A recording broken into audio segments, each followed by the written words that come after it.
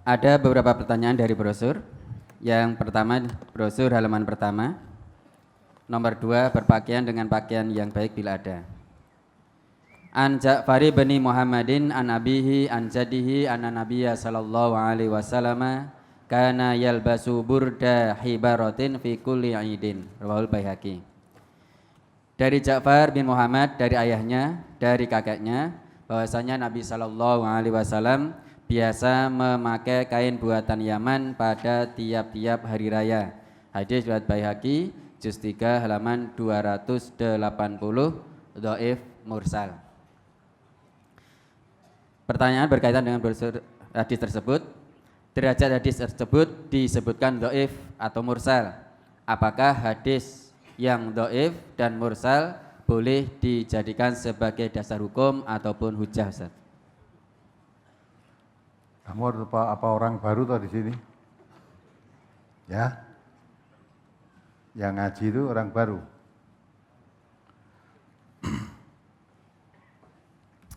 Di Majelis Tafsir ini diterangkan apa adanya.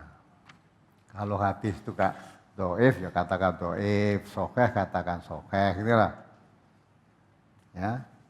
Nah kalau hadis doif itu tidak bisa dipakaikan dasar hukum. Mengapa dikemukakan? Biar mengetahui kalau kamu itu tahu kalau ini doif. Seperti kemarin bulan Rajab itu, keluarkan tuh ada hadisnya. Barang siapa puasa 1 hari bulan Rajab sama dengan puasa 1000 tahun. Gitu kan? Puasa 2 hari sama dengan 2000 tahun. Urip ra neng 100 tahun. Puasa 2000 tahun. Ada hadisnya, nyata doif. Orang-orang yang menganjurkan untuk puasa bulan Rajab itu memang ada hadisnya. Ya, nah umumnya hadis itu tidak diterangkan doif sohehnya. Ini hadis tulis hadis. Atau orang berpuasa dasarnya yang hadisnya. Itu kan? Kunut subuh ya begitu. Ya kan? Ada hadisnya, tapi hadisnya tidak soheh. Maka diantara blake iki doif iki soheh. Wadene, namun demikian. Sudah dijelaskan nih hadis doif tetap kamu pakai silahkan. Ya, di sini tuh majelis ilmu dibuka. Sokeh katakan sokeh, doif katakan doif. Ya. Jadi rupanya belum ngerti. Hadis doif itu hadis yang diragukan kebenarannya. Sebab kalau hadis betul dari Rasulullah pasti benar. Pasti benar. Nah, hadis doif itu diragukan apa ini betul dari Rasulullah tenan apa tidak. Ya, karena sanatnya ini mungkin ada kedoifannya pada sanat, ingatannya lemah, sering lupa, apalagi malah sanatnya itu berbuat bohong, pernah berbohong, apalagi pernah membuat hadis palsu, nah itu selamanya nggak akan dipakai. Nah, maka itu kalau itu diterangkan hadis itu doif, karena dimuat di brosur ini bukan untuk dipakai, tapi untuk diketahui. Nah, kita memakai dasar itu, ya, hadis-hadis yang sahih. Hadis doif bisa dipakai untuk pembatas. Sudah saya terangkan di pagi ini berapa kali itu ya. Misalnya ada hadis sahih yang menerangkan air itu tidak bisa dinajiskan oleh apapun. Air tidak bisa dinajiskan. Jadi misalnya saudara-saudara atau bapak-bapak ini punya air satu kolah itulah. Kebetulan karena memandikan anak kecil, ya teken yang dhuwur lambe kolah kuwi dilah nguyuh. Kencingnya masuk ke kolah bercampur dengan air tadi. Berdasarkan hadis sahih ini, air tadi jadi najis apa tidak? Tidak, tidak bisa dinajiskan kok. Jadi walaupun kena kencing tetap bisa untuk mandi, untuk wudhu boleh. Hadisnya sahih. Nah ada hadis doif. Air itu bisa dikatakan najis apabila sudah berubah warnanya, sudah berubah baunya, sudah berubah rasanya karena najis. Berubah warna, rasa, bau karena najis. Yang tadi air atau ember terus dikencingi. Karena yang kencingi anaknya kencing di situ, bapaknya kencing, sehingga berubah banyak. Sehingga air yang di ember tadi rupanya sudah menjadi kuning, kuning kencing. Baunya bau apa? Pesing. Ya, rasanya? Kok ngerti berarti kayaknya ngombe uyuh. Itu yang di belakang saya nih, yang gagah itu. Ya, yang sering bareng saya itu kayaknya ngombe kencing. Ketika ke dukun, yang ini dukun ngobatkan suatu sakit ya, suruh ngombe kencingnya sendiri. Ya manut, wong kita gagahnya karo dukun tunduk itu. Tapi dulu sebelum ngaji. Nah itulah, sehingga air tadi rupanya berubah, rasanya berubah, baunya berubah. Berubahnya karena najis. Kalau air biasanya di masjid-masjid, di depan masjid soalnya belumbangnya itu loh, ada belumbangnya lah itu rupanya menjadi hijau. Ya, baunya bau lemah, bau lumut itu loh. Nah, itu berubah karena lumut itu, karena hijau jarang dikuras ya. Ya. Berubah warna, rasa, bau, tapi bukan karena najis, itu tidak mengapa. Tetap bersuci boleh. Nah, yang tidak boleh itu karena berubah karena najis, walaupun hadisnya dhaif, itu bisa dipakai sebagai pembatas. Jadi kalau dikompromikan dengan hadis sahih tadi, air tidak bisa dinajiskan oleh apapun kecuali kalau sampai berubah warnanya, berubah baunya, berubah rasanya karena najis. Nah gitu kompromi, bisa. Sebab kalau sudah berubah warna, rasa dan bau berubah, berarti kadar najisnya dengan kadar airnya sudah besar kadar najisnya. Maka jadi air najis itu. Maka hadis dhaif bisa dipakai untuk pembatas. Nah, paham ya? Jadi hadis-hadis tidak semua hadis itu mesti benar. Maka kalau kita membaca hadis, pertama kali harus tertanam ragu. Iki hadis tenan apa udu. Nah, setelah diselidik ternyata betul, baru kita yakini. Ya, tapi kalau baca Quran sekalipun kita belum paham, harus pertama kali tanamkan la roiba fih. Quran itu tidak ada yang diragukan. Semuanya benar walaupun belum paham. Ya, tapi harus yakin Quran itu benar. Tapi kalau hadis, karena ada hadis palsu. Ya, hadis palsu bukan hadis dikatakan hadis. Ada hadis dhaif tadi mungkin perawinya ya hanya dengar-dengar. Bukan langsung dari Nabi, atau langsung dari Nabi tapi perawinya itu ingatannya tidak kuat. Jadi menyampaikannya pun ragu-ragu. Seperti kita bangsa Indonesia, wong Jawa niki ya, dari perawi hadis ora nek sing kanggu. Biasanya kalau menceritakan sesuatu mesti ngomong nek ora kleru, ya kanggo ngono kuwi. Nek ora kleru aku krungu ngomongnya begini. Kalau tidak salah bicaranya seperti nganggo tembung kalau tidak salah wis tidak dipakai. Tidak dipakai berarti kamu sendiri ragu. Ya. Jadi menyampaikan hadis harus yakin. Rasulullah berkata begini harus yakin. Tidak boleh hanya katanya. Kalau sini kan bosok katanya itu dipakai. Ya toh? Katanya MTA itu aliran sesat katanya. Nah itu nanti juga yang cerita kepada orang lain ya katanya lagi. Nanti kalau perawi yang pertama menyampaikan itu ditanya, kamu dengar dari mana? Katanya teman saya. Temannya ditanya, saya juga katanya teman saya. Nah, maka itu yang paling dibenci oleh Allah itu orang yang hanya berdasarkan katanya. Wala wakila. Jadi tidak berdasarkan ketetapan yang yakin, yang mantap hanya katanya. Istilah bahasa Indonesia hanya mendengar suara burung gitu loh, suara burung. Ya, apalagi? Brosur halaman 4 masuk ke halaman 5 tentang waktu sholat hari raya. Qala Jundabun kana nabiyyu sallallahu alaihi wasallam yusalli bina yaumal fitri wa syamsu ala qaidi rumhaini wal adha ala qaidi rumhin. Telah berkata Jundab, adalah Nabi sallallahu alaihi wasallam salat hari raya Idul Fitri bersama kami di waktu matahari tingginya sekadar 2 batang tombak, dan beliau salat hari raya Idul Adha di waktu matahari tingginya sekadar 1 batang tombak.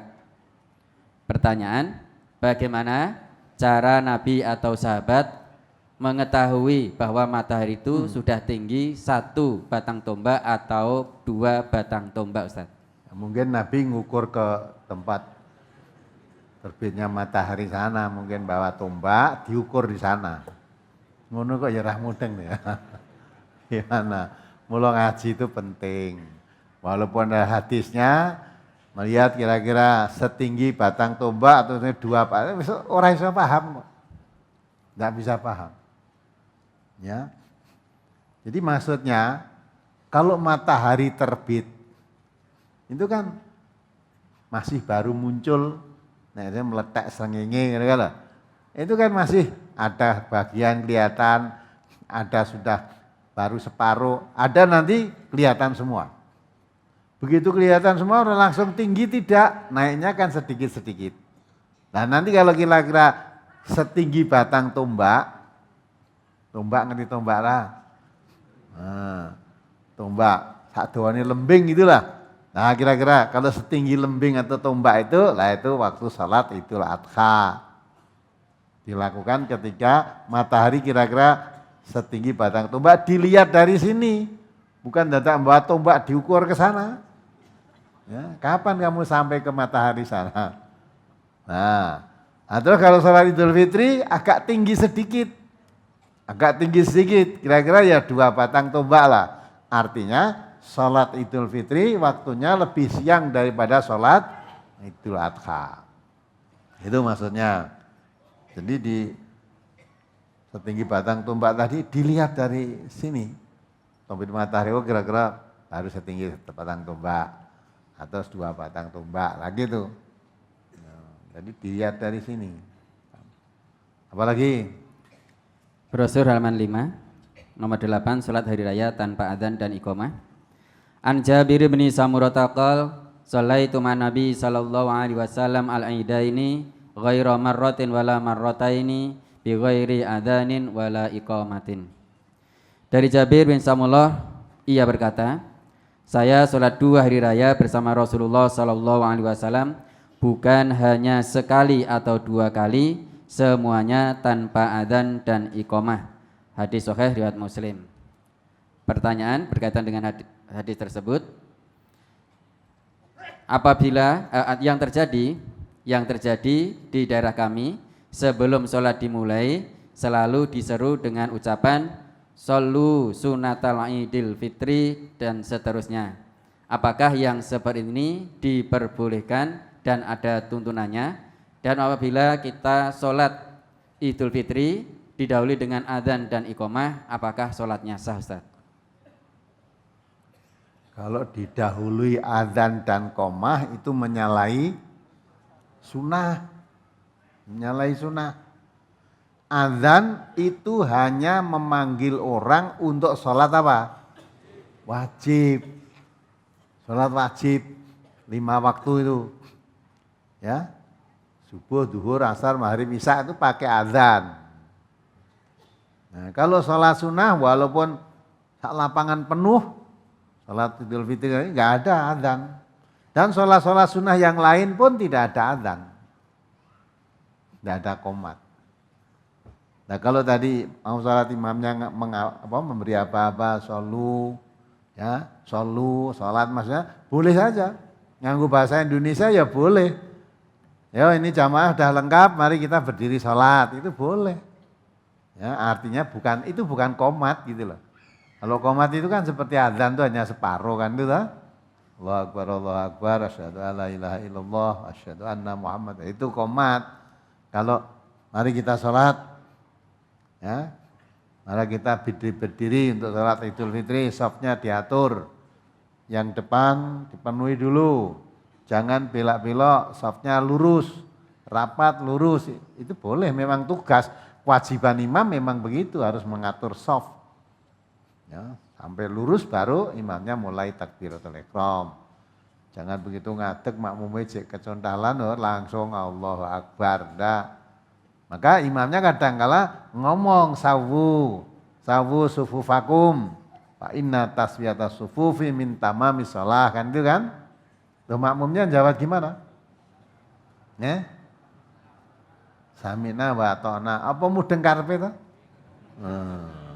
Walaupun muni samina wa atona tetap bengkok-bengkok. Ya. Padahal tadi maksudnya sahabu luruskan. Ganteng orang ngerti. Ya. Sahabu malah wah imamnya ngedum di sewu gini. Luruskan, mula disuruh meluruskan barisan, merapatkan barisan. Kamu mendengar, maka jangan samina, saya mendengar, wa atona, saya taat. Taat mesti sambil meluruskan barisan itu. Samina wa atona ini ora berusaha meluruskan. Ya, jadi mau ngomong tapi nggak ngerti maksudnya. Ya, apalagi. Jadi kalau memakai adzan, qomat, sholat Idul itu nyalai sunnah. Kalau nyalai sunnah berarti apa? Bid'ah. Ya, ibadah itu kalau tidak sunnah ya bid'ah. Ya. Apalagi? Brosur halaman 6, nomor 9, hari raya pada hari Jumat. An Ibnu Abbasin an Rasulillah sallallahu alaihi wasallam annahu qala ijtama'a idani fi yaumikum hadza faman syaa'a ajza'ahu minal jumu'ati wa inna mujammi'una insyaallah. Dari Ibnu Abbas, dari Rasulullah sallallahu alaihi wasallam, beliau bersabda, telah terhimpun pada hari ini 2 hari raya, yakni hari raya dan Jum'ah. Maka barang siapa mau, cukuplah sholat ini buat dia, tidak perlu lagi sholat Jum'ah. Tetapi kami tetap akan mendirikan sholat Jum'ah insya Allah.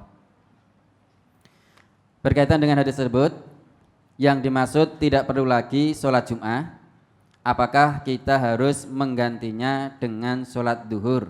Atau bagaimana penjelasannya, Ustaz? Tidak ada sholat Jumat diganti sholat duhur, itu nggak ada. Jadi karena hari raya itu berkumpul dalam satu hari, itu hari raya Idul Fitri dan hari raya apa? Jum'ah. Ya. Maka setelah itu Nabi mengatakan, jadi situ kata faman sya'a ajza'ahu, ya, minal jum'ati wa inna mujammi'una insyaallah. Jadi maksudnya setelah selesai salat Idul Fitri tadi atau Idul Adha, Nabi mengatakan, gitu, karena ini hari raya berkumpul 2 hari raya dalam satu hari itu, maka barang siapa mau cukuplah salat ini buat dia. Artinya kalau mencukupkan sholat Idul Adha atau Idul Fitri itu saja, nanti sholat Jum'ahnya tidak, itu boleh, sudah cukup. Ya. Jadi, tetapi Nabi tetap, ya, wa inna mujami'una insyaallah, tetapi saya tetap akan menyelenggarakan sholat Jum'ah. Siapa yang tidak melaksanakan sholat Jum'ah di siang harinya nanti, mencukupkan sholat Idul Fitri atau Idul Adha di pagi hari tadi, karena itu 2 hari raya jadi 1 tadi, ya toh? Boleh. Ya, artinya dah sholat Idul Fitri, tadi Idul Adha karena bertepatan hari Jumat, nanti siang tidak sholat Jumat. Bukan terus diganti sholat duhur, tidak, ya tidak sholat, sudah selesai, hanya mencukupkan sholat itu. Tetapi Nabi tetap menyelenggarakan. Nah, karena Nabi menyelenggarakan, tidak ada sahabat yang tidak ikut. Jadi walaupun hari Jumat tadi pagi sholat Idul Fitri atau Idul Adha, siangnya tetap Nabi menyelenggarakan sholat Jum'ah. Nah karena Nabi menyelenggarakan sholat Jum'ah, maka sahabat-sahabat tidak ada yang tidak ikut. Dengan kata lain, walaupun pagi tadi sholat Idul Fitri sudah memakai khutbah juga, ya atau Idul Adha, nanti siangnya tetap melaksanakan sholat Jum'ah dan pakai khutbah juga. Ya. Hanya bedanya kalau sholat Jumat itu khutbahnya sebelum sholat, kalau sholat Id khutbahnya sesudah sholat. Apalagi? Halaman 7 masuk ke halaman 8 tentang khutbah Nabi sallallahu alaihi wasallam. An Abdurrahmani qol sami'tu bin Abbasin qol kharajtu ma'an Nabi sallallahu alaihi wasallam yauma fitrin aw adha fasallal 'ida summa khataba summa atan nisaa fawa'adahunna wa dzakkarahunna wa amarahunna bis shadaqah. Rawal Bukhari. Dari Abdurrahman ia berkata, aku mendengar Ibnu Abbas berkata, aku pernah keluar bersama Nabi sallallahu alaihi wasallam pada hari raya Idul Fitri atau Idul Adha, lalu beliau sholat Id, kemudian berkhutbah. Kemudian beliau datang ke tempat para wanita, memberikan nasihat kepada mereka, mengingatkan mereka, dan menganjurkan kepada mereka untuk bersedekah. Hadis riwayat Bukhari. Berkenaan dengan hadis tersebut menerangkan bahwa ketika Rasulullah Shallallahu Alaihi Wasallam berkhutbah datang ke tempat wanita, yang berarti Rasulullah Shallallahu Alaihi Wasallam jalan ke tempat jamaah wanita.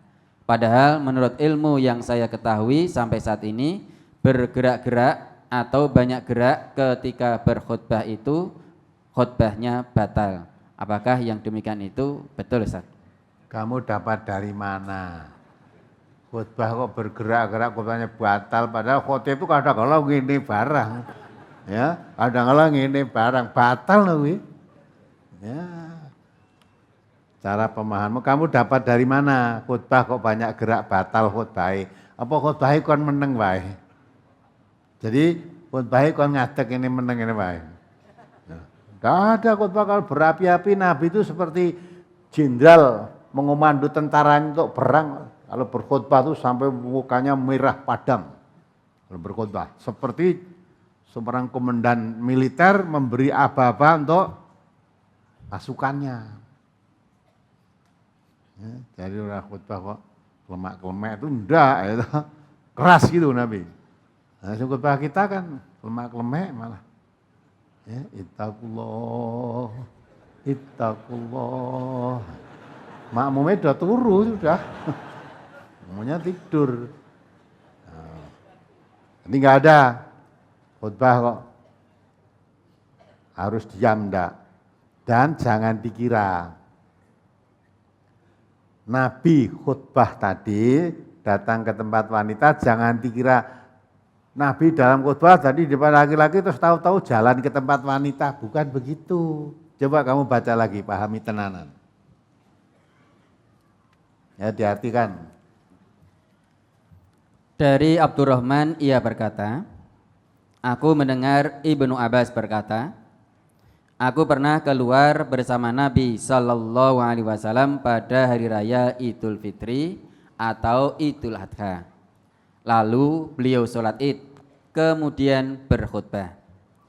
Kemudian beliau datang ke tempat para wanita, memberikan nasihat kepada mereka, mengingatkan mereka, dan menganjurkan kepada mereka untuk bersedekah. Ya. Ya, jadi Nabi setelah sholat berkhutbah. Setelah itu Nabi datang juga mendekati ke shop wanita di sana. Nah kira-kira khutbahnya tadi selesai belum? Udah itu, sudah selesai khutbah, Nabi datang ke tempat ya shop wanita tadi, memberikan nasihat, memberikan petunjuk dan menganjurkan untuk sedekah. Maka pada wanita pada saat itu langsung ada yang melepas gelangnya dan melepas anting-antingnya, ditaruh di sorbannya siapa tadi? Bilal. datang dengan Bilal, sorbannya Bilal digelar itu, wanita-wanita karena dianjurkan Nabi untuk sedekah, gelang yang dipakai lepas, taruhkan di situ. Anting-anting dipakai lepas, taruhkan di situ. Itu. Jadi orang kok khutbah belum selesai tuh Nabi medun nggone wanita. Nah, di samping itu ya ta, memang itu zaman Rasulullah kan belum seperti sekarang. Ya. Mungkin kalau soalnya banyak, soft wanita kan di belakang. Ya. Nah, sehingga mungkin khutbah Nabi tadi juga kurang begitu jelas didengar dari soft yang belakang. Kalau sekarang sudah ada pengeras, ada ya, dari soft paling jauh pun dengar. Ya, bisa khotib mau memberikan keterangan khusus kepada para wanita memberikan sedekah lewat mimbar tadi bisa cukup mendengar mereka. Karena sudah disambung suaranya dengan pengeras suara itu, seluruh jamaah yang hadir itu baik pria wanita dengar semua dengan jelas. Tapi tujuan Nabi tadi tidak sekedar mendengar, sambil mengetuk hati wanita supaya mengeluarkan sedekah. Maka Bilal diajak supaya membawa tempat, gambarin gak wadah tinggal tempat sedekahnya para wanita tadi. Nah itu maksudnya. Sehingga akhirnya betul wanita-wanita sama lepas kalungnya, ada yang lepas anting-antingnya, ada lepas gelangnya. Coba dibaca tadi yang lepas-lepas tadi. Brosur halaman 8. An Ibni Juraihin qala akhbarani Ata'un an Jabir bin Abdullah qala sami'tuhu yaqul qama nabiyyu sallallahu alaihi wasallam yaumal fitri fa shalla fa bada'a bis sholati summa khataba falamma faragha nazala fa atan nisaa fadzakarahunna wa huwa yatawakka'u ala bilalin wa bilalun basitun saubahu yulqi fihin nisaa'us shadaqata qultu li Ata'in yakata yaumil fitri qala la walakin shadaqatan yatasaddaqna hina idzin tulqi fatakhaha wa yulqina qultu atura haqqan alal imami dzalika wa yudzakkiruhunna qala innahu la haqqun alaihim wa ma lahum la yaf'aluna. Rawal Bukhari. Dari Ibnu Juraid ia berkata, Atha menghabarkan kepadaku dari Jabir bin Abdullah, ia mengatakan bahwa Jabir berkata, Nabi SAW melaksanakan sholat hari raya Idul Fitri. Yang mula-mula beliau lakukan adalah sholat, kemudian berkhutbah. Setelah selesai khutbah, beliau lalu turun datang ke tempat para wanita. Ya, selesai khutbah toh. Setelah Nabi selesai khutbah, turun dari mimbar terus datang ke tempat wanita. Terus beliau memberikan nasihat, mengingatkan mereka dengan berpegang pada Bilal. Sedangkan Bilal membentangkan kainnya dan para wanita lalu memberikan sedekahnya. Ibnu Juraid berkata, aku bertanya kepada Atha, apakah yang mereka berikan itu zakat fitrah? Ia menjawab, bukan, tetapi sedekah yang para wanita bersedekah pada waktu itu.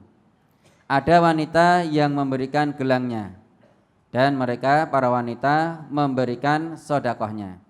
Ibnu Juraid berkata, aku bertanya kepada Atha, apakah kewajiban imam melakukan demikian itu, memberikan nasihat kepada para wanita? Atha menjawab, ya, itu adalah kewajiban mereka, tetapi entah mengapa mereka sekarang tidak melakukannya. ya, betul kan? Nabi sudah selesai khutbah, terus datang ke tempat wanita, memberi nasihat, mendorong, menganjurkan untuk bersedekah. Terus sahabat Nabi tadi tanya, apakah itu membayar zakat fitrah? Ya, atau mengatakan, bukan, itu sedekah.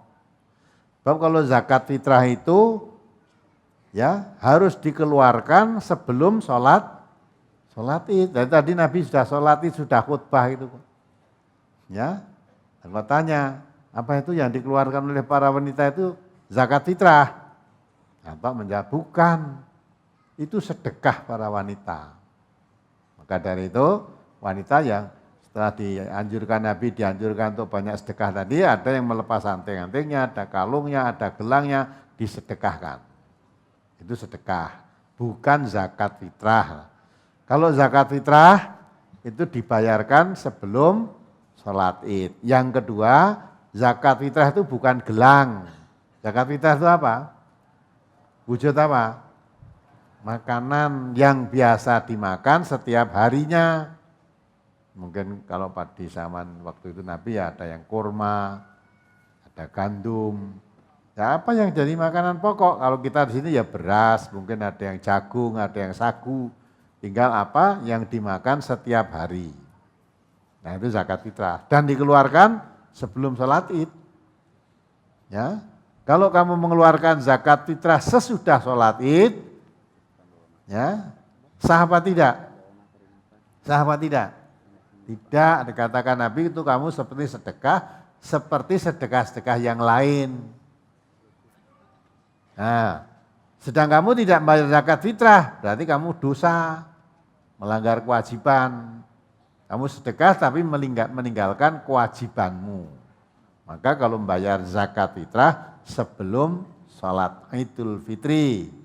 Adapun sampainya kepada yang mustahak, kepada yang berhak menerima, tidak harus sebelum sholat id.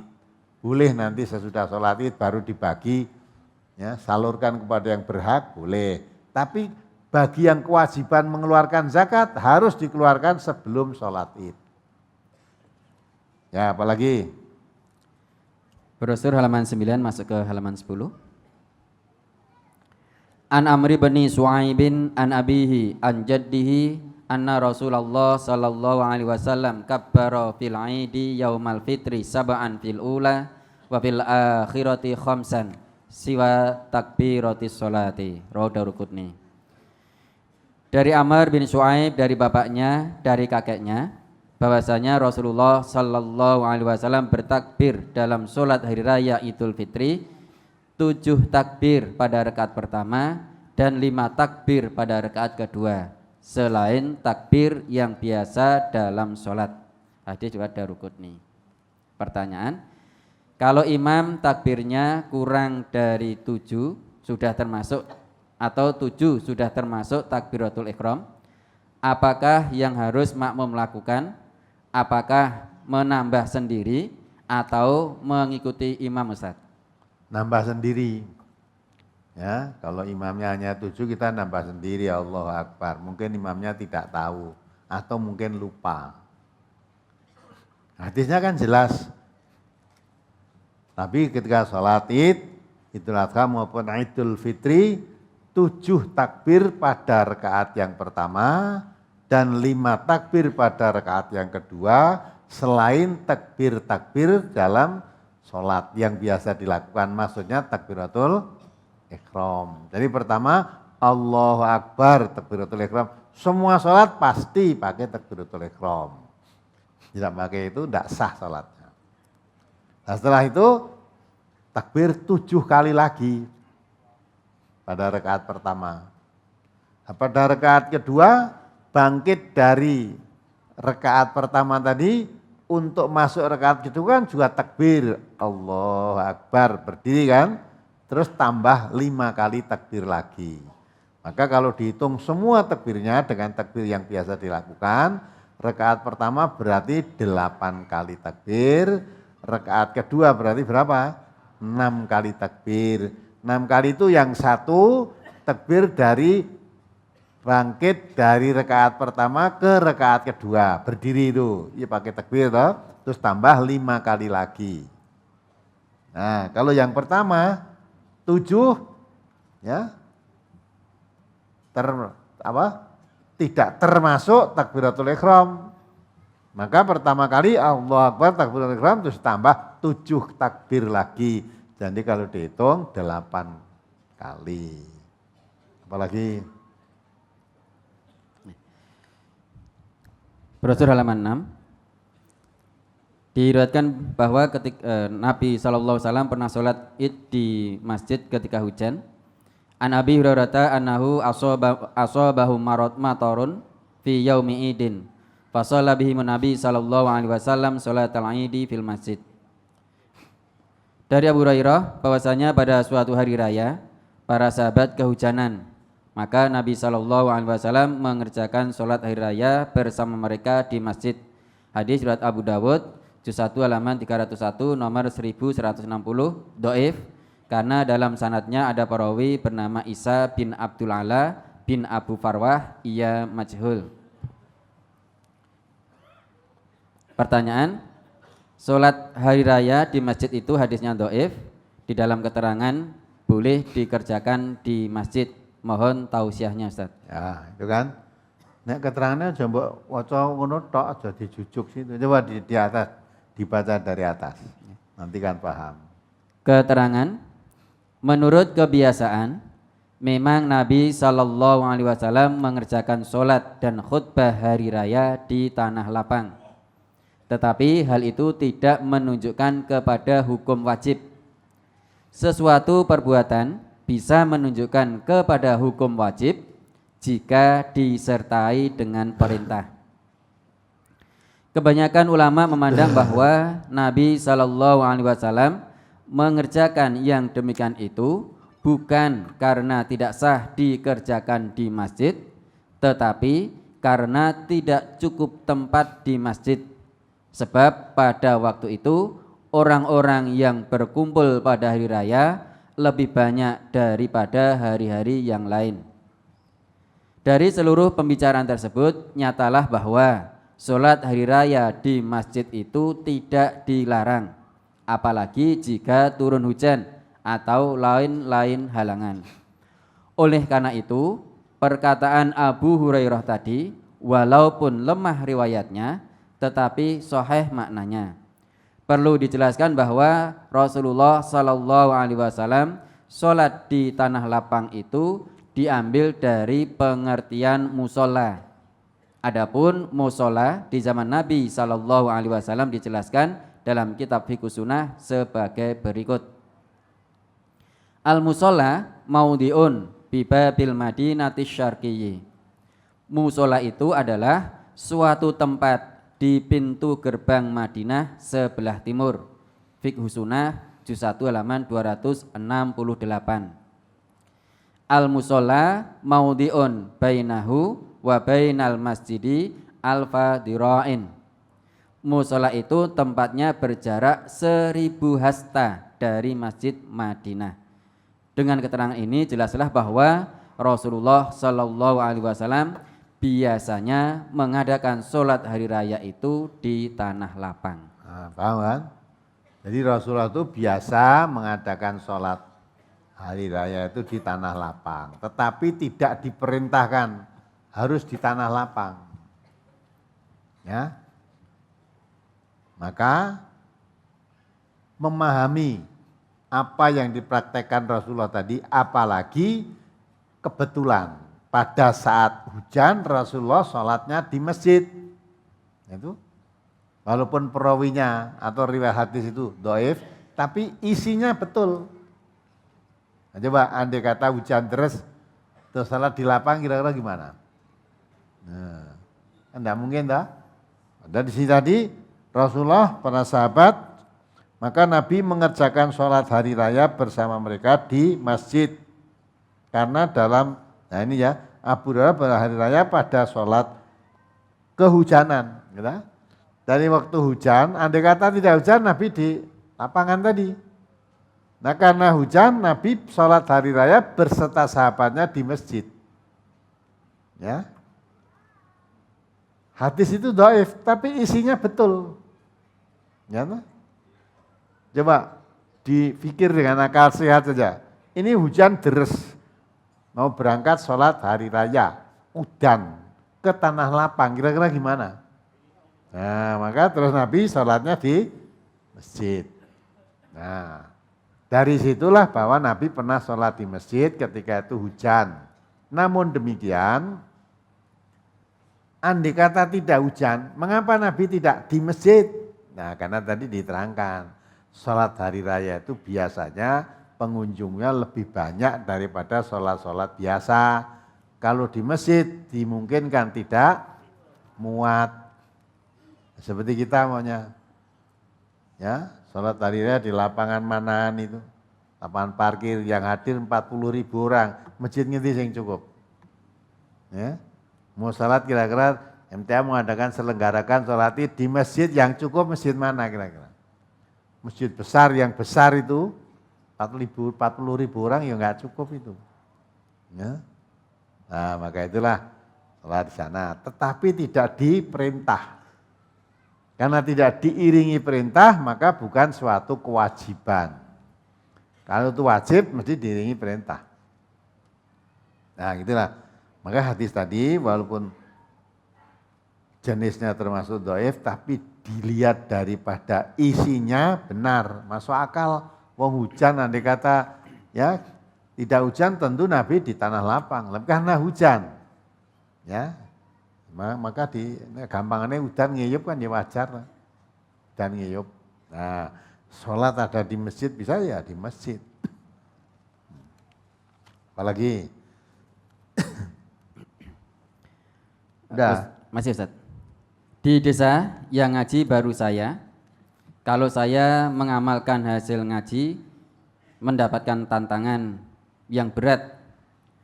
Kalau sesudah sholat Idul Fitri di masjid, orang-orang memutar-mutar atau berputar-putar sambil jabat tangan dan bersolawat. Berjabat tangannya baik putra maupun putri. Mohon doanya semoga saya siap mengamalkan walaupun tantangannya sudah kelihatan Ustaz. Ngono kok bingung. Lah kabeh do muter-muter salaman laki perempuan, kamu bar salat selesai pulang lah wis. Apa arep doyak? Kayak rung salaman kayak celuk kayak apa gitu, enggak kan? Kamu sholat di situ boleh enggak? Boleh saja, tapi sholatnya boleh ikut, salamannya tidak usah ikut. Cocok malah salaman putra putri, malah kamu disinggon putri, wae malah. Nah, oh ya gini sholat makmum, setelah itu kok acaranya begini, ya udah saya pulang. Udah, enggak masalah. Apa semua harus ikut salaman kan tidak? Ya kamu pulang. Ya, memang mengamalkan kebenaran di tengah-tengah kebatilan itu banyak tantangan. Maka Allah sudah mengatakan kan, ya dah, innamal mu'minuna alladzina amanu billahi wa rasulihi tsumma lam yartabu wajahadu bi amwalihim wa anfusihim fi sabilillah ulaika humus shadiqun. Ya. Jadi yang benar-benar orang yang beriman itu, orang yang beriman kepada Allah dan orang yang beriman kepada Rasulullah. Ya. Kemudian dia tidak ragu-ragu di dalam mewujudkan keimanan tadi dalam kehidupan sehari-hari. Sekalipun sudah tampak resikonya. Saya nanti kalau melaksanakan yang saya yakini kebenarannya di masyarakat saya begini nanti akan mendapat celaan, mendapat cacian, mendapat cemoohan, sudah terbayang itu. Mungkin dianggap orang asing, dianggap tidak mengemot, dianggap agama baru mungkin dianggap aliran sesat, itu sudah terbayang semua itu. Ya. Tapi lam yartabu, tidak ragu-ragu. Ya. Apapun yang kamu katakan, kami tidak ragu-ragu melaksanakannya. Nah itu. Malah di dalam tidak ragu-ragu tidak hanya sekedar mengamalkan dengan fisiknya, walaupun harus mengorbankan dengan hartanya maupun jiwanya. Wajahatu bi amwalihim wa anfusihim fi sabilillah. Nah, baru kamu dikatakan ulaika humus shadiqun, baru kamu dikatakan orang benar imannya. Kalau iman mengamalkan mau imannya baru nanti bayangkan wah nanti kayak begini nanti terus ragu tidak jadi diamalkan. Itu imanmu bukan shadiq tapi kadzib, bohong kamu imannya. Ya kan? Baca itu di surat Al-Hujurat ayat 15 itu. Surat Al-Hujurat surat ke-49 ayat 15. A'udzu billahi minasyaitonir rajim. Innamal mu'minuna alladzina amanu billahi wa rasulihi tsumma lam yartabu wa jahadu bi amwalihim wa anfusihim fi sabilillah ulaika humus shadiqun. Ya, itu diartikan. Perhatikan ini artinya. Sesungguhnya orang-orang yang beriman hanyalah orang-orang yang beriman kepada Allah dan Rasul-Nya. Kemudian mereka tidak ragu-ragu dan mereka berjihad dengan harta dan jiwa mereka pada jalan Allah. Mereka itulah orang-orang yang benar. Nah, jadi orang yang imannya benar itu, dia iman pada Allah dan Rasul-Nya, mengamalkan tuntunan Allah dan Rasul-Nya di tengah-tengah masyarakat tanpa ragu-ragu. Sekalipun akan mengamalkan sudah tampak resiko yang akan saya hadapi, sudah tampak, tapi tidak ragu. Ya, karena orang yang beriman itu di dalam beramal tidak takut dicaci orang dan tidak ingin dipuji orang. Dia mengamalkan suatu perbuatan di dalam mewujudkan keimanannya itu hanya mengharapkan ridha Allah. Karena Allah sudah menuntuni kepada orang yang beriman itu supaya inna sholati wa nusuki wa mahyaya wa mamati lillahi rabbil alamin. Lillah semua, bukan lil manusia, bukan lil insan ya. Maka karena saya berbuat ini, mengamalkan tuntunan ini hanya mengharap ridhonya Allah, manusia boleh benci, manusia boleh suka.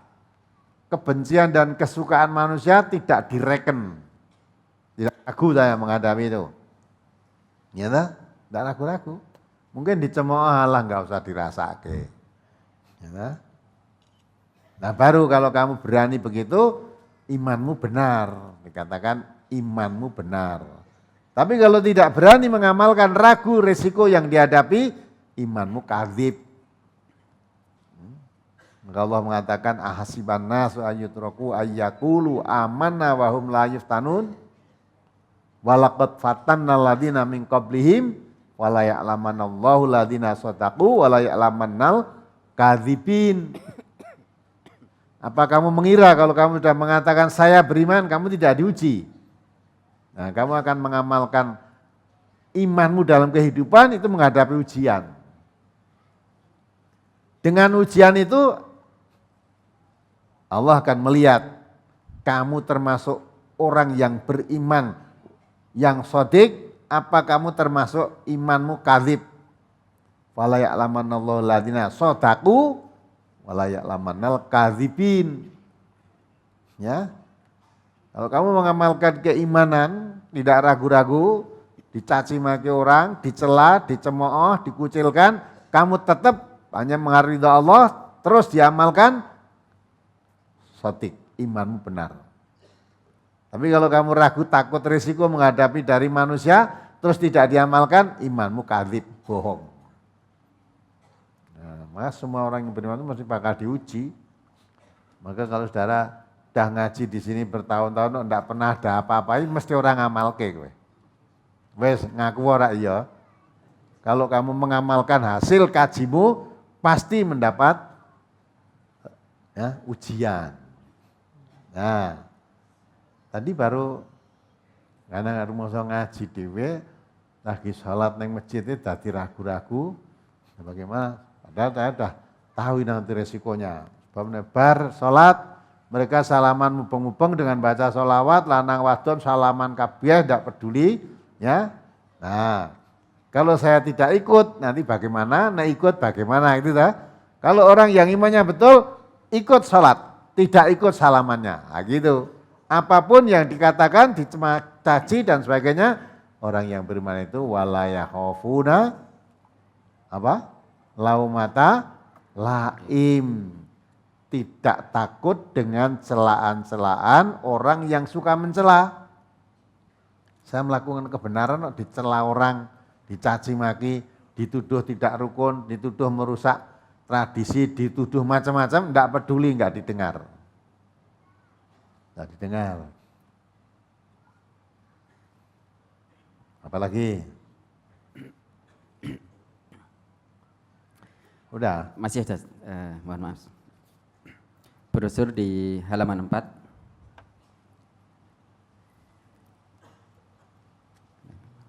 Tentang wanita haid bertakbir. An Hafsata an Ummi Atiyata qalat kunna nu'maru an nakhruja yaumal aidi hatta nukhrijal bikra min khidriha hatta nukhrijal khuyyadha fayakunna khalfan nasi fayukabbirna bitakbirihim wa yad'una bidu'aihim yarjuna barakata dzalikal yaumi wa tuhratahu rawal Bukhari. Dari Hafsah dari Ummi Atiyah ia berkata, dahulu pada hari raya kami diperintahkan untuk keluar ke tempat sholat id, sehingga kami mengeluarkan para gadis yang dalam pingitannya, sehingga kami mengeluarkan para wanita yang sedang haid, lalu mereka berada di tempat belakang para jamaah. Mereka para wanita bertakbir dengan takbir mereka, berdoa dengan doa mereka. Para wanita itu mengharapkan berkahnya pada hari itu dan kesuciannya dari dosa. Mohon penjelasan. Mereka para wanita bertakbir dengan takbir mereka, berdoa dengan doa mereka. Para wanita itu mengharapkan berkahnya pada hari itu dan kesuciannya dari dosa. Ustaz. Sudah jelas itu, Pak.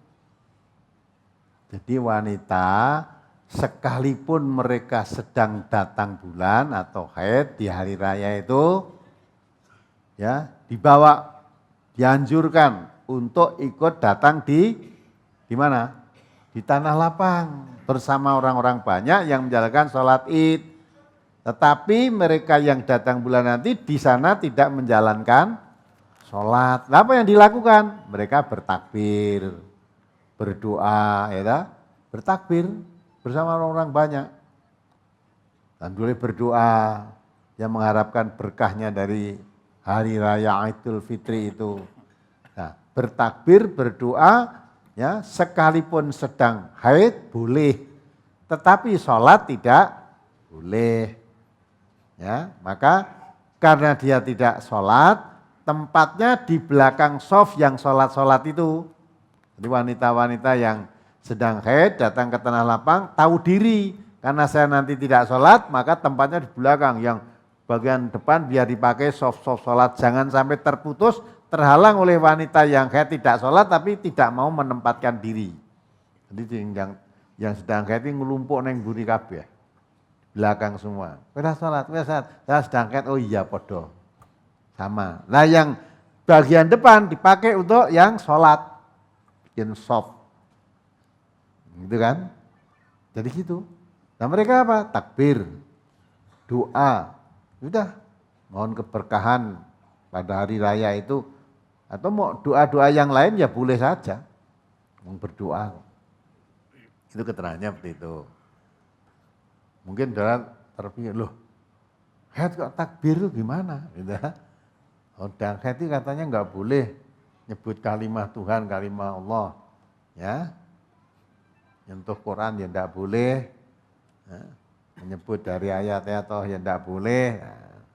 Nah gitu kan, nah siapa yang tidak boleh kan siapa? Kalau dalam Islam wanita haid itu boleh aja, baca Quran boleh, nyentuh Quran boleh, ya bertakbir boleh, berdoa boleh, baca sholawat ya boleh. Yang tidak boleh hanya apa? Sholat, puasa, tawaf, berkumpul dengan suaminya, berkumpul dalam arti bersetubuh. Tawaf boleh, ya. Lempar jumrah boleh, wukuf boleh, ya. Yang tidak boleh tawaf. Sa'i boleh enggak? Ya, sa'i boleh enggak? Sa'i itu boleh. Wong sa'i itu dari Bukit Sofa ke Bukit Marwah, dari bukit ini ke bukit sana boleh. Yang tidak boleh itu tawaf. Sholat, baik sholat sunnah, sholat wajib tidak boleh wanita itu. Tapi baca Quran boleh, megang Quran boleh, ya, tidak ada yang melarangnya. Apalagi? Apakah ada bacaan tertentu di antara 7 takbir dan 5 takbir itu, Ustaz? Tidak ada. Tidak ada bacaan. Apalagi? Berikutnya tentang penentuan awal bulan Ramadan dan Idul Fitri. ada metode ruqyat dan hisab. Metode ruqyat sudah sangat jelas dalilnya, sedangkan metode hisab belum jelas. Mohon penjelasannya, Ustaz. Belum jelasnya gimana? Aku ya tekon sih, no? Kok kamu bisa mengatakan yang ruqyat sudah sangat jelas? Ya, yang hisab belum jelas. Bagaimana pemahamanmu? Jelasnya bagaimana? Yang belum jelas bagaimana? Coba terang, no? Semua itu sudah jelas sebenarnya. Ya, gitu kan? Jadi Rasulullah menjelaskan sumu li ru'yatihi wa aftiru li ru'yatihi. Salatlah kalau kamu melihat bulan, melihat hilal itu tanggal 1. Dan berbukalah kalau kamu sudah melihat hilal. Nah, pengertian melihat ini ada dua pendapat. Yang hisab tadi melihatnya dengan apa? Dengan ilmu. Dengan ilmu. Dihitung perhitungan. Hisab kan? Dihitung. Maka jauh-jauh sudah bisa dihitung. Nanti sholatnya hari raya jatuh pada hari ini. Karena memang dengan ilmu, ilmu falak. Lah yang dengan ru'yah tadi, ya dengan ilmu. Memahami dohir hadis itu melihat itu melihat betul dengan mata kepala ini. Tapi yang hisab tadi melihatnya dengan ilmu. Walaupun dilihat mata belum kelihatan, tapi menurut perhitungan ilmu sudah ada. Maka dengan memakai istilah wujudul hilal. Jadi Muhammadiyah itu memakai wujudul hilal. Hilal tanggal 1 bulan Komariah itu namanya hilal, bulan sabit kecil itu sudah wujud itu. Menurut perhitungan sudah wujud, hanya belum dapat dilihat. Sudah wujud tapi belum dapat dilihat karena masih menurut ilmu apa di bawah 2 derajat atau bagaimana. Tapi menurut perhitungan ilmu sudah wujud. Lah kok belum kelihatan? Ya memang itu yang melihat ilmu. Ya, kalau dengan mata belum kelihatan, tapi menurut perhitungan ilmu sudah. Berarti itu sudah wujud, berarti tanggal bulan Komariah berikutnya ini sudah masuk, bulannya sudah wujud. Lah yang satu memahami melihat bukan dengan ilmu, tapi melihat dengan mata kepala. Ya, sekarang kalau dengan mata tidak kelihatan karena bulannya masih kecil sekali, sekarang ada alat pembesar, peneropong bintang, yang itu pembesar lipat berapa ribu kali gitu. Sehingga walaupun kecil tampak besar ya kacanya kata pembesar. Maka yang satu berpegang lihat ya harus dengan mata. Karena Nabi tadi mengatakan kalau terhalang mendung. Ya, kalau terhalang mendung berarti dilihat dengan mata tidak kelihatan. Wong mendung kok. Tapi kalau dengan ilmu tidak pikir mendung apa tidak mendung, udah.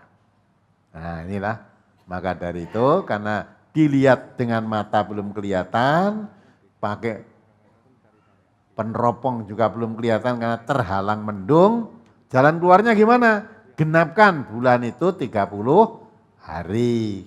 Jadi kalau besok lihat tanggal 1 Syawal belum kelihatan, sudah. Genapkan puasanya 30 hari. Itu kan? Tapi kalau belum 30 hari kok kelihatan. Baru 29 hari puasa kok hilal sudah kelihatan. Oh iya berarti besok Idul Fitri. Jadi puasanya hanya 29. Tapi kalau 29 dilihat kok belum kelihatan, ya genapkan puasanya 30 hari. Maka kalau Muhammadiyah sudah buat ketetapan. Hari Raya Idul Fitri tahun ini jatuh pada hari Jumat. Apa? Jumat. Puasanya berapa hari? 29 hari. Nah pemerintah nanti adakan sidang isbat, lihat dulu. Nanti kalau Kamis malam terbenam matahari, hari Kamis itu sudah kelihatan, oh berarti besok salat Idul Fitri berarti hari Jumat. Kalau hari Kamis pas matahari terbenam itu dilihat belum kelihatan karena terhalang mendung, oh berarti puasanya digenapkan 30 hari. Lah nanti 30 hari dilihat belum kelihatan lagi terhalang mendung, ya sudah 30 hari. Karena bulan Komariah tidak ada 31. Nah, kalau bulan Masehi ada, bulan Samsiah itu. Ya, ada umurnya 31, ada umurnya 30, ada umurnya 28. Kalau bulan Komariah tidak ada 31. Tidak ada juga 28, adanya 29 atau 30. Tapi semuanya jelas. Ya, jadi semua jelas. Yang pakai hisab juga jelas, karena dia berdasarkan melihat dengan ilmu bukan dengan mata kepala. Yang pakai ru'yat, kuat. Dia memahami zaman Nabi dulu tentu melihatnya dengan mata kepala. Ya, maka ada kendala terhalang mendung barang, kalau dengan ilmu tidak ada kendala mendung, tidak ada. Nah, maka kalau nanti ternyata berbeda, ya saling menghormati, rasa data olo-oloan. Ya. Nanti yang sholat Idul Fitri atau hari Idul Fitrinya jatuh hari Jumat, mereka sholat Idul Fitri dan itu hari raya. Aja terus ngisin-ngisin, jangan ya menghina, loh kamu itu dosa itu hari raya kok puasa. Karena puasa hari raya itu hari larangan berpuasa. Siapa berpuasa pada hari raya berdosa. Nah yang berpendapat hari rayanya hari Jumat, yang tidak membedakan hari Jumat tapi puasanya hari Sabtu, berarti hari Jumat masih puasa. Jangan nanti yang puasa terus ngira kamu dosa, mulai kamu puasa 30 dino, 30 hari puasa tapi kamu melanggar larangan. Hari raya kamu puasa berarti kamu dosa. Nah, dia akan jawab, ya, bagi saya belum hari raya karena bulan belum kelihatan gitu loh. Belum kelihatan. Nah kamu itu tergesa-gesa, kurang sehari aja kok tidak ditutuke. Nah akhirnya poyak-poyakan tidak ada selesainya. Maka kalau nanti terpaksa terjadi beda, ya, yang sholat Jumat silakan, yang sholat satu silakan. Satu sama lain tidak usah saling menghina, merendahkan, salah menyalahkan, tapi saling menghormati. Yang berkeyakinan sholatnya hari Sabtu, lah kok dilelah dapat undangan untuk khutbah hari Jumat. Nah, mestinya kamu tidak mau. Lah kalau hari Jumat kamu khutbah itu berarti kamu sudah hari raya, padahal kamu masih puasa. Maka orang yang minta khotib ke MTA, ya, syaratnya kalau kamu nanti sholatnya bersama Masjid Tahfidz Al-Quran, harinya boleh saya kirim khotib. Kalau sholatnya tidak sama, nggak bisa kita. Kok nanti hari Jumat khutbah, cik poso, nanti hari Sabtu Idul Fitri. Nah, nggak boleh. Atau orang yang sholat Idul Fitrinya nanti hari Sabtu, ya, hari Sabtu, hari Jumat nggak boleh ikut. Ya tetap puasa, walaupun sudah banyak orang tidak puasa karena mereka sudah berhari raya hari Jumat. Yang hari Sabtu ya tetap harus puasa dan Idul Fitrinya ya hari Sabtu, tidak boleh hari Jumat. Nah kalau pandangan seperti itu memang kadang nggak bisa dikompromikan. Karena sudah dasar yang berbeda, satu melihat dengan ilmu, satu melihat dengan mata kepala, kan nggak bisa ketemu. Apalagi? Bagaimana kalau kita sedang menunggui orang tua yang sakit di rumah? Apakah kita berdosa apabila kita tidak bertakbir dan sholat di tanah lapang, Ustaz? Tidak, sholat di tanah lapang karena kamu menunggui orang tua lebih afdol untuk kamu menunggui orang tua. Kalau mau orang tuamu sakit masa terus dikunci tinggal sholat kabeh. Nah, nyata, wong loro gandeng sakit gak bisa pergi kemana-mana, udah dikunci orang bakal pergi. Ya. Dosa kamu malah ya. Ya lebih utama tunggu orang tuamu sakit, layani apa yang jadi keperluannya. Tidak usah kamu sholat ke lapangan tidak dosa, tidak ikut takbir tidak dosa, ya tak? Karena sholat di tanah lapang hari raya Idul Fitri, hari raya Idul Adha itu hukumnya apa? Sunnah. Kamu tidak sholat tidak dosa, apalagi menunggu orang tua sakit. Apalagi Malam hari raya biasanya diadakan takbiran mengagungkan asma Allah dengan pawai obor, rebana, arak-arakan, berbagai macam hiasan, dan kembang api atau petasan. Bagaimana pendapat Al-Ustadz dan kenapa tidak dibrosurkan tentang masalah ini, Ustadz? jadi jangan pendapat saya, ya tak? Saya nggak punya pendapat apa-apa. Hanya saya mengikuti sunnah Rasulullah. Sunnah Rasulullah, takbir kelilingan seperti itu pakai apalagi pakai petasan, pakai itu jauh dari tuntunan. Nabi nggak pernah melakukan begitu. Sahabat-sahabat nggak pernah melakukan begitu. Ini sudah dibrosurkan, berarti kamu nggak baca brosur tadi. Ya, brosur ini kapan mulai membaca takbir hari raya? Kapan? Tadi ada yang hadis yang menerangkan Nabi membaca takbir sejak keluar dari rumah sampai di tempat sholat. Sehingga khotib mulai berkhutbah. Kan? Ada lagi ya, sepanjang jalan tadi dia takbir. Nah, nanti sampai di tempat sholat. Yang diterangkan itu tadi sudah dijelaskan hadis-hadis yang menerangkan takbir semacam itu hadisnya dhaif. Di antara takbir tadi yang sahih tadi, yang sahih itu takbir dikumandangkan sampai wanita-wanita haid pun disuruh datang, itu nanti dikumandangkan bersama-sama waktu di tanah lapang.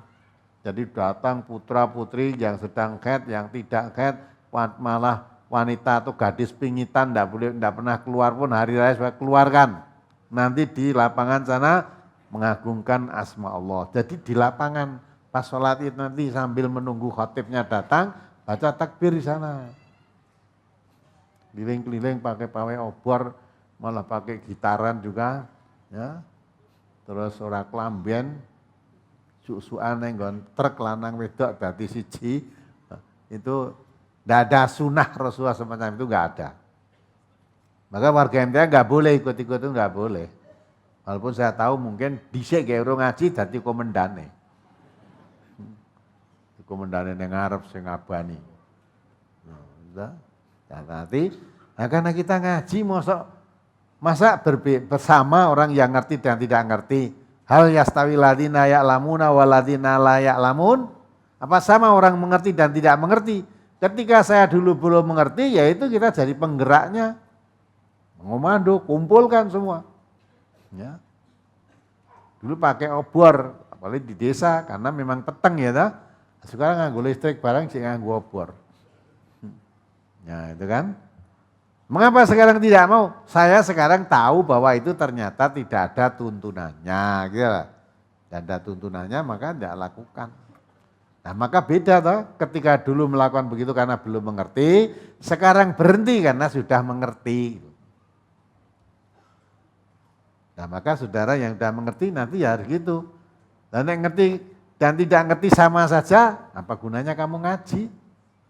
Wah nanti kalau saya tidak ikut nanti kucilkan masyarakat, resikonya memang begitu. Ya. Dan mengapa tidak dibrosurkan? Sudah brosur hari ini tuh membahas itu gitu loh. Nah, kalau kamu nggak paham, nah itu sudah diterangkan kapan membaca takbir hari raya. Takbirnya nanti di lapangan, bukan di rumah. Ya, bukan semalam suntuk di masjid, bukan itu, tidak ada tuntunannya. Takbirnya pun tidak seperti pada umumnya. Umumnya kalau takbir, Allahu Akbar, Allahu Akbar, Allahu Akbar, gitu kan?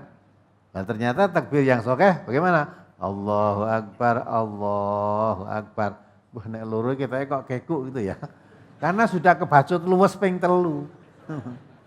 Nah, jadi meninggalkan kebiasaan walaupun keliru tapi sudah biasa, harus dipindahkan ke yang benar tuh kita kok rapatut gitu loh. Ya. Apa meneh itu wong takbir hari raya itu macam-macam kok. Kadang digathukkan dengan ayat Quran kok. Ya toh? Allahu Akbar, Allahu Akbar, Allahu Akbar. Kabira walhamdulillahi katsira wa subhanallahi bukratan wa asila. La ilaha illallah gitu dah. Ada ndak yang gitu? Ada. Ono meneh sing Allahu Akbar, Allahu Akbar, Allahu Akbar. Qul huwallahu ahad, Allahu samad, lam yalid wa lam yulad. Walam yakul lahu kufuwan ahad. La ilaha illallah. Itu ya ada.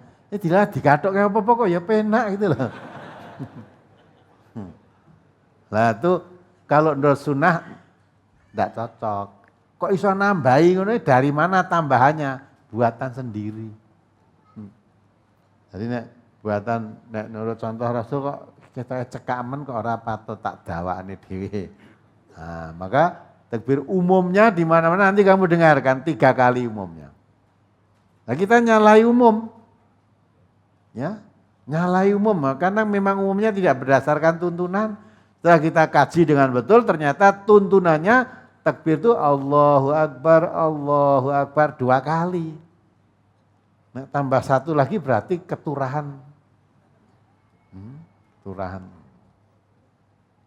Namun yang tetap pakai 3 kali ya silahkan. Hanya ini tadi saya katakan ini di majelis ilmu. Ya, akan dibuka, diungkap, diterangkan apa adanya. Kamu cocok boleh, tidak cocok boleh. Wong Quran aja kamu tidak cocok ya boleh kok. Nabi malah disuruh menyatakan oleh Allah kan, qul aminu bihi aw la tu'minu. Katakan Muhammad kepada manusia ya, kamu beriman kepada Al-Qur'an ini atau kamu tidak beriman? Tidak beriman ya boleh. Al-haqqu mir rabbikum faman syaa'a falyu'min wa man syaa'a falyakfur. Kebenaran agama Allah ya, ini dari Tuhan. Al-Qur'an itu dari Allah. Siapa yang mau beriman silakan beriman. Siapa yang mau kafir silakan kafir. Tidak pernah ada paksaan gitu. Maka di sini di majelis ilmu ya, yang sahih katakan sahih, yang dhaif katakan dhaif, tetapi tidak melarang orang mau mengamalkan dhaif itu kamu silahkan. Memang ada kok ya. Ada hadis dhaif. Ora apa-apa dhaif lah hadis, timbang orang nggo hadis gitu loh. Jadi rumasane timbang orang nggo hadis dhaif kan ya hadis gitu loh. Ya enggak apa-apa. Maka kita diterangkan apa ada. Maka ngaji itu kalau dengan ilmu enak. Ora hanya katanya ya. Nah, maka itu ini ilmu dasarnya. Kenapa tidak takbirnya kok hanya 2 kali? Itu dasarnya hadis Nabi menerangkan begini. Mengapa takbirnya kok ketika di lapangan? Ini hadis Nabi menerangkan begini. Jadi wanita sholat jamaah. Nanti sholat mau mengumandangkan takbir itu di lapangan. Menunggu khotibnya datang atau mulai berdiri sholat, imamnya datang ya sholat. Nah baru kita berhenti takbir. Apalagi? Biasanya pada saat hari raya ada tradisi sungkeman. Apakah sungkeman itu diperbolehkan, Ustaz? Boleh, itu tradisi ya. Jadi Islam itu menghadapi tradisi, tidak semua tradisi diberantas, tidak. Kalau memang tradisi itu tidak bertentangan dengan agama, boleh jalan. Ya. Apalagi tradisi bangsa Indonesia ini sudah luar biasa. Ya kan? Kalau hari raya Idul Fitri itu wah sudah mbok sing rantau neng endi pulang semua. Mulane ini aja sudah mulai padat loh. Kendaraan sudah mulai macet. Sebab lihat sudah ada yang platnya yang B, ada yang platnya apa. Jadi orang mudik sudah mulai makin dekat hari raya nanti makin padat. Gitu. Jadi ada yang kerja setahun itu dikumpulkan mulih entek nggo bakdo iki nggo mulih entek sangune. Itu tradisi. Kenapa begitu? Sebab pada saat ini ketemu saudara-saudara yang merantau di Kalimantan, di Jakarta, di Surabaya, udah pulang lah ketemu nih di hari raya itu ketemu keluarga semua, pulang kampung, ya, Dulu wong Wonogiri jenenge Sartono, barang mulih ke Jakarta dadi Sartana. Nah, masa ora malih wong Jakarta kok ya toh? Apalagi boleh tuh tunggu teman datang ke orang-orang yang lebih tua menyatakan minta maaf, silaturahim boleh. Kalau itu dilakukan seminggu ya boleh kok, warung gratis kok. Ya biasanya semua datang ke orang tua kan datang wes ya toh disepai ngombe, cepai jatah kalau di desa lo ya. Jatah wajib wes ngono le mangan le wes mangan gratis. Hah, kudune usul mbok ngeten iki seminggu to, Pak. Nah gitu wes. Atau ngirit ta? Boleh itu, silahkan. Ya. Wong silaturahmi kan boleh saja. Apalagi Bagaimana dengan tradisi fitrah? Ya ini orang-orang membagikan uang kepada anak-anak pada hari raya karena sudah selesai puasa Ramadan, Ustaz. itu bukan fitrah. Ya. Lebih tepat kalau itu dikatakan apa? Sedekah. Nek fitrah oleh bagi kok wis bar sholat tuh gimana? Fitrah kalau zakat kita itu dikeluarkan sebelum sholat. Niki wis sholat rampung terus putu-putu domoro ngedum fitrah. Fitrah yang baik itu bukan fitrah, sedekah lebih baik. Sedekah boleh saja. Kalau fitrah enggak boleh, kelewat sudah. Kamu mengeluarkan fitrah kok sudah sholat Idul Fitri sudah bukan fitrah lagi sudah. Itu hanya istilah aja biasanya betul-betul tempatnya baik, jaluk fitrah gitu ta. Nah. Apalagi? Pertanyaan berkaitan dengan brosur sementara cukup, Ustaz. Ya mudah-mudahan bisa dipahami brosur ini. Jadi apa yang kita hadapi puasa kita terangkan brosur puasa. Nah, termasuk siapa yang wajib puasa, siapa yang boleh tidak puasa, siapa yang wajib tidak puasa, apa yang membatalkan puasa. Jadi jangan sampai kita melaksanakan ibadah puasa nanti tidak ngerti aturan sehingga menyalahi aturan. Akhirnya puasanya enggak sampai tujuan, dapatnya lapar haus saja. Setelah kita kaji betul, ternyata puasa itu tidak seberat yang dibayangkan ketika kita belum ngaji. Batalnya puasa ternyata hanya 3. Kalau belum ngaji dulu batalnya puasa banyak sekali. Abot gitu kan. Ya. Abot. Ternyata puasa itu enak. Ya, malah disunahkan puasa itu sahur itu akhir. Mendekati subuh itu sahur ora jam 2 bengi. Sahur. Ya, petang esuk wis luwe. Maka jam mendekati subuh itulah sahur. Maka waktu sahur itu waktu apa itu akan hilangnya malam, masuknya siang itu waktu sahur. Mendekati itu. Buka ternyata juga yang disunahkan menyegerakan buka. Jadi ora kopeh jek kuat poso ben tenang bukane kok salat wis maghrib sik lagi mulih buka. Ndak boleh itu. Ya, sunahnya begitu masuk waktu berbuka segera berbuka. Walaupun hanya meneguk seteguk air. Sudah buka itu. Kita umumnya nek mau meneguk air kuwi rung buka. Wong wis mangan kolak, ngombe susu barang kok bar tarweh cerita karo kancane, aku mah rung buka lho. Rung buka. Ya, lagi mah rung buka. Durung lagi mangan dawet sak mangkok.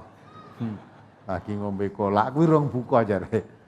Nek buka iki nek wis makan nasi itu lagi buka. Ya. Nah sekarang mau menghadapi zakat fitrah, kemarin keluarkan zakat fitrah. Sekarang menghadapi sholat id, keluarkan aturan-aturan zakat yang bersangkutan dengan sholat id.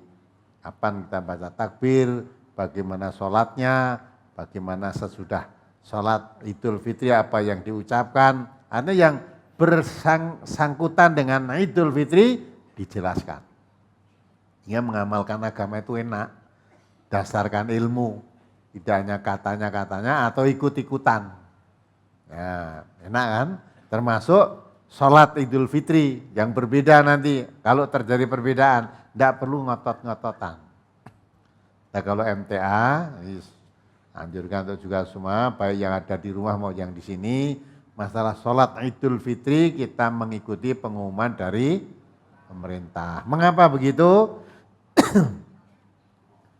Karena pemerintah yang mempunyai alat untuk melihat bulan itu, ya, melihat bulan. Karena kita juga lebih cenderung berpegang sumu li ru'yatihi wa aftiru li ru'yatihi. Kita berpegang pada hadis Nabi. Puasalah kamu kalau sudah melihat bulan. Berbukalah kalau kamu sudah melihat bulan. Kalau terhalang oleh mendung, genapkan 30 hari puasa itu. Berarti melihat dengan mata kepala, ru'yah betul. Nah, kita lebih cenderung mengikuti yang melihat dengan mata kepala. Tapi tidak menyalahkan yang melihat dengan ilmu, silahkan. Maka saling menghormati. Maka seluruh warga MTA, kalau tanya kapan sholat Idul Fitri untuk warga MTA, tunggu pengumuman dari pemerintah. Udah. Nah kalau nanti pemerintah apa itu salah, lah apa meneh? Nganggo alat isik salah apa meneh nek kita tanpa alat terus matane ndelok saya keh salah gitu. Wong pakai peneropong aja cik salah apalagi yang tidak itu kan. Nah, mudah-mudahan jadi dipahami. Jadi nanti kalau terpaksa tampaknya memang rasa-rasanya itu mau berbeda tampaknya. Ya, tapi berbeda ini sudah biasa kok kita. Ya maka perbedaan itu jangan menjadikan putus ukhuwah kita, beda tidak masalah, apalagi masalah paham berbeda. Nanti yang menilai kan Allah, mana yang benar, mana yang salah itu Allah penentunya. Ya baiklah, kalau sudah tidak ada pertanyaan, ya. Masih ada satu, Ustaz. Ya. Sepengetahuan saya, MTA memilih metode ru'yah dalam menentukan satu Syawal.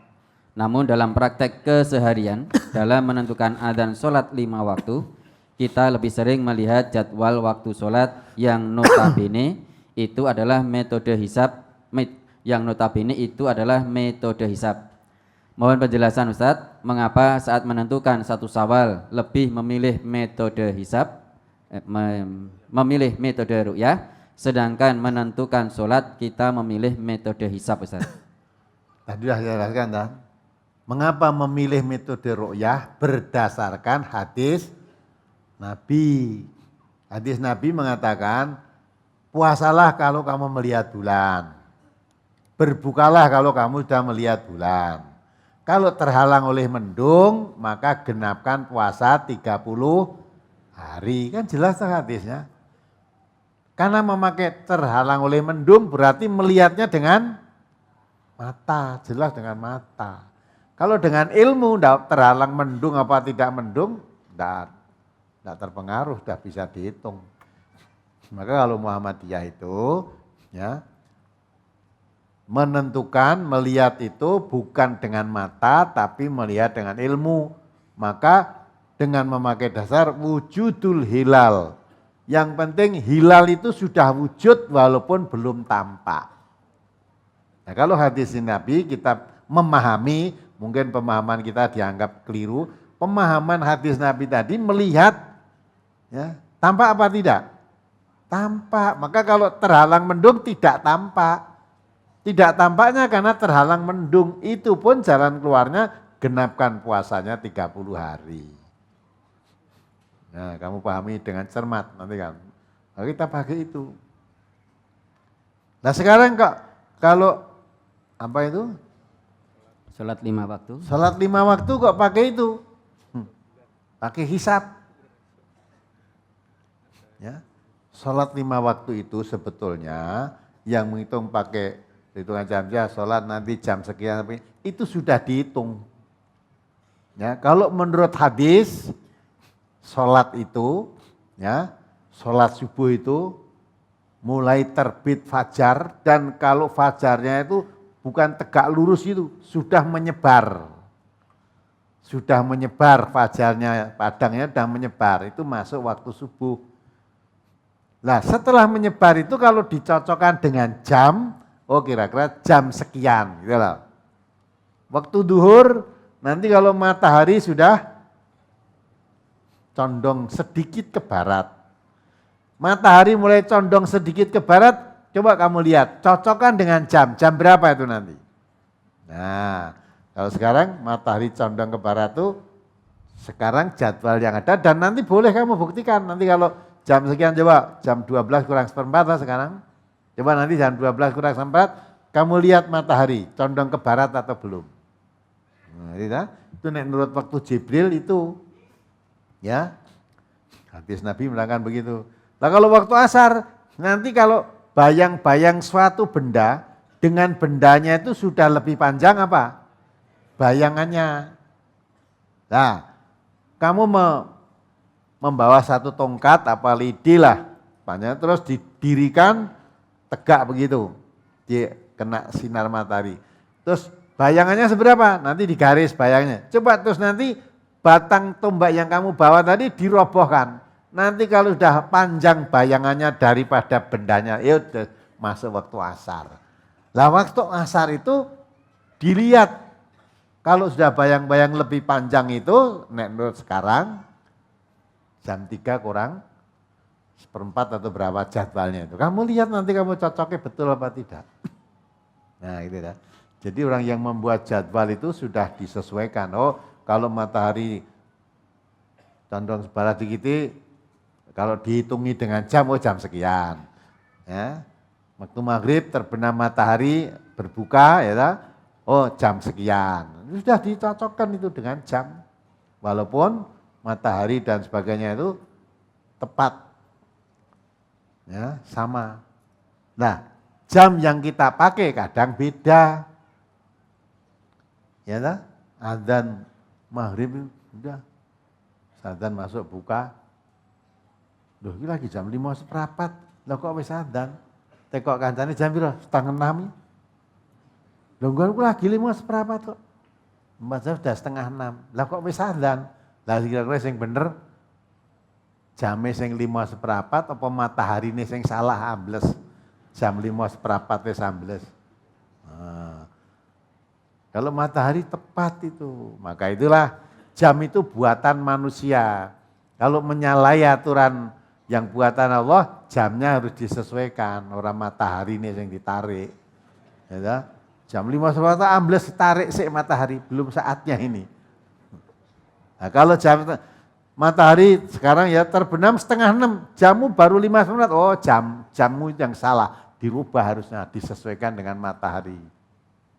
Nah jadi yang di jadwal-jadwal kalender itu ya sudah saya yakin nanti buktikan saja. Nanti waktu duhur itu jam berapa, kamu keluar pas terik itu, matahari sudah cenderung ke barat atau belum. Nah itu kan. Tapi kalau berbeda kalau dengan melihat bulan tadi sangat berbeda, melihat itu wujudnya. Kalau enggak lihat, genep kan 30 hari. Tapi kalau waktu salat itu kamu bisa lihat nanti. Ya, zuhur kok jam 12 kurang 4 apa betul nek menurut hadis Nabi matahari cenderung ke barat? Apa ini sudah ya nanti dilihat betul apa tidak. Kalau ternyata jam 12:04 itu matahari belum condong ke barat, ya, dan jammu itu memang betul, ya berarti kurang tepat itu. Ya, tapi kalau jamu tadi ya 12:04 matahari belum condong ke barat. Tapi tanya yang lain, ya, jam berapa? 11:04. Loh, makanya matahari belum condong ke barat, baru 11:04. Tapi kalau jam saya sudah 12 kurang seperempat, loh berarti jammu yang harus dirubah. Nah, kalau kita kan sering terjadi jam yang kita pakai satu dengan yang lain berbeda, sering nggak? Sering. Sekarang ini aja beda, coba yang pakai jam berapa sekarang? Jam berapa? Jam berapa Pak? Itu yang pakai jam? 10? 9.40. Semua 9.40. Nah, lain kan? Kalau jam saya ini, jam 9.43. Ya, kurang kan? Ya wong jame sami ini ora padha kabeh kok. Nah. Tapi nek wanci buka kok terus padha kabeh gitu. Wes aku pokoke manut jame sing wis adzan kuwi gitu ta. Manut gitu.